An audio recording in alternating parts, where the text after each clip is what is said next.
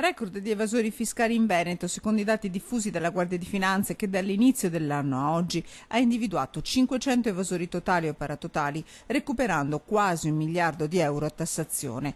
Cifre da capogiro, quelle diffuse in occasione dei 240 anni della fondazione del Corpo. Se l'evasione da record non va meglio sul fronte dei reati contro la pubblica amministrazione, che hanno portato alla denuncia di 272 persone, di cui 8 in arresto, per non parlare dello scandalo Mose, con i 35 arresti scattati all'alba del 4 giugno con un ciclone tangenti che ha inginocchiato la politica regionale. Reagisce la Guardia di Finanza del Veneto alle accuse lanciate solo 24 ore fa dalla Camera dall'ex presidente del Veneto Giancarlo Galan. Lo fa difendendo l'opera in difesa della legalità, pronta a smantellare sodalizi illeciti capaci di condizionare anche chi è chiamato a vigilare, e puntualizzando attraverso il comandante provinciale di Venezia, generale Marcello Ravaioli, che non si replica un indagato. Ognuno ha diritto di difendersi e scegliere la strategia difensiva, ma la Guardia di Finanza parla per atti, vagliati poi dai giudici.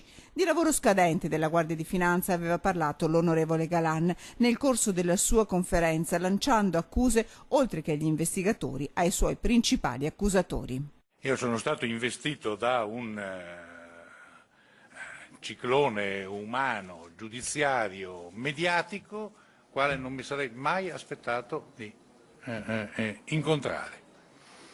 Mai l'avrei pensato, anche perché, come vedrete, io non ho le colpe che mi vengono attribuite dai miei 3 accusatori.